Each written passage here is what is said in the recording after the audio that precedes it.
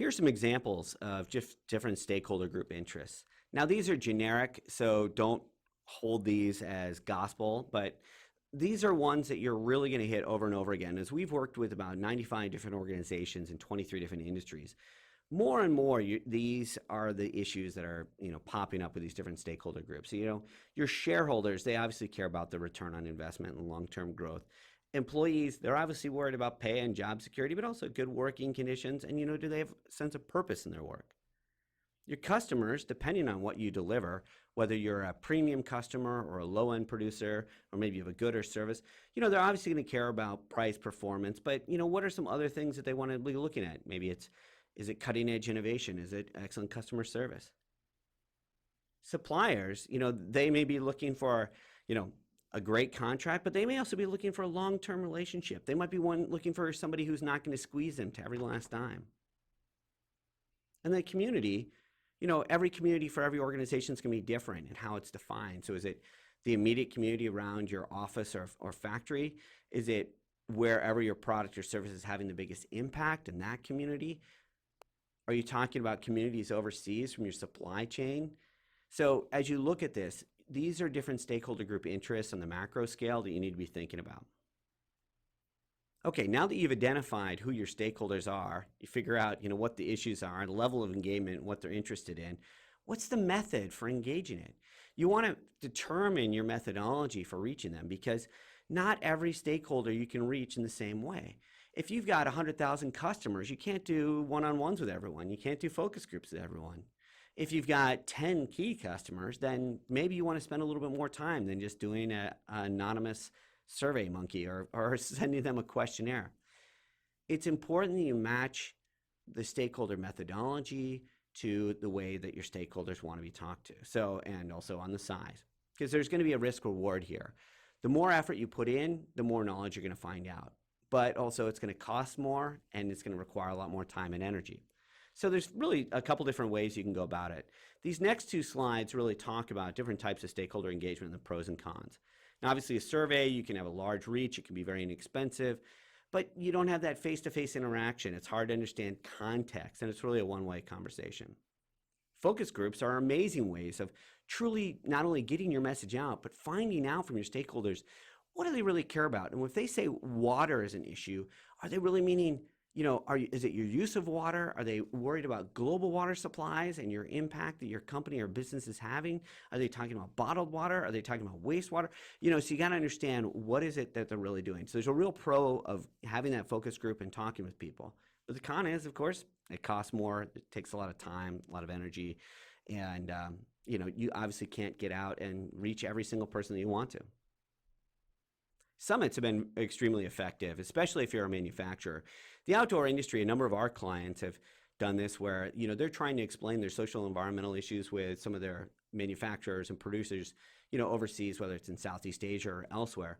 And by bringing everyone together and explaining the message, and then bringing people together and saying, let's find a way that we can all partner and help each other meet our goals so that we can all improve our own social environmental performance and deliver it throughout the entire value chain, but do it in a way that we can still keep everyone afloat and meet our business needs. Now, again, very effective way. Con, extremely expensive, a lot of time, a lot of effort. And then scorecards. Now, this is one that's being used all over the place. Investors are using this, customers use this, big box retailers are demanding this throughout their entire supply chains. This is a way to get quantitative data to act and to look at performance over time. But again, there's no conversational element to it. So as you're determining, which method to use, you want to find out, what is our end goal? What's the information that we're trying to get? Are we just jumping into stakeholder engagement right now? Are we just getting our feet wet in sustainability and we want everyone to know that we're doing this as a priority? That sometimes requires a lot more information. If you've been doing it for 5, 6, 10 years, well, a lot of times then you can move to a more of a anonymous survey or questionnaire and get the information you need if you're just trying to get data so you can act upon it. But throughout the course, the biggest benefits are going to come from those conversations you can have with your key stakeholders, not only to understand what their issues are and how they can, help you play a part in solving some of these issues, but also to help get your message out. Now, these next two slides, I'm just going to show some great examples of companies that have used different methods for engaging their stakeholders around sustainability. And, a lot of these are larger companies, and, they've decided that, there's different ways that they get out there. Now, I'm not saying that this is certainly not the only thing they do. What I'm just trying to show here is representative examples of different ways that are being done through, web-based chats, blogs, video, interactive feedback, and discussions. Other examples include online polls, surveys, maybe creating an online community that give you some ideas of other ways that organizations are using social media, technology to engage customers and their stakeholders in a wide variety of means. Now, I've laid out the importance of identifying your stakeholders, figuring out the methods for doing it, and giving you some other examples. And I just want to pull back and tell you a case study that we had with a client. We'd been working with a financial institution for about 5 years. We had helped them get their sustainability program up and running. We'd calculated their carbon footprint a few times, helped them write some CSR reports. But from the very beginning, we kept saying to them, you really need to engage your stakeholders. You got to find out what's important to them and the best way to communicate to them. And they kept saying, yeah, we know we need to do that, but we got to get going. And so each year they were in this rush where they were out of time. And every year we said to them, seriously, you have to do stakeholder engagement. You're missing a big opportunity here, and you're really not finding out if people are listening. Yeah. Well, we're just behind. We got to get this report out. We got to calculate this data. Well, a few years into the project, we said, look, we're not going to do any more work with you until you do stakeholder engagement. And they kind of looked at us. We said, this is really important. We're not going to do any more work with you until you do it. Well, so we led a bunch of focus groups, conducted a bunch of surveys, reached out, had one-on-one conversations, brought people together. And it was mainly about their sustainability efforts. Now, this is an organization that had amazing brand value in the communities in which it served. But what we found when we did the focus groups was we first sent around the CSR report as a test, with a bunch of information. Of the 100 stakeholders that we talked to in the different focus groups, now these are suppliers, customers, investors, employees, not a single one of them had read their CSR report. Now, this was an 80-page document, the 4-color, it was glossy, it was beautiful, it told the whole story, it was GRI compliant, and nobody had read it. So the lesson here is, while stakeholder engagement gets overseen and a lot of people think, oh, it's not really, it's kind of a soft skill and it's just an additional woo-woo, we got to talk to these darn stakeholders. It is incredibly important. And let's remember the stakeholder engagement mantra. First, do no harm. Second, build relations. And then you need to make sure that you tell them what you found.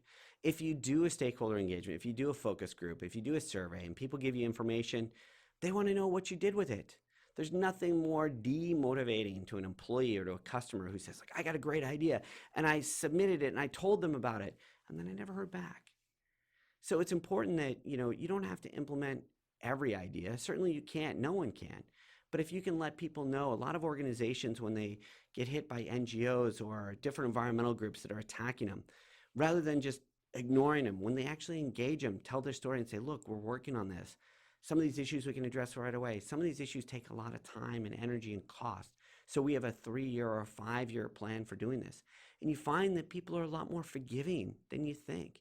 So sometimes you need to realize that you have to communicate and build that relationship, but you also have to come back and tell them what you found, what you plan on doing, and why.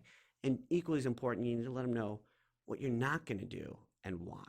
Because you need to be able to explain to them so they don't just think, why isn't this organization not doing something? I gave them that input. But they need to understand why you're not going to do it. And from that reasoning, you'll be able to make that better business connection.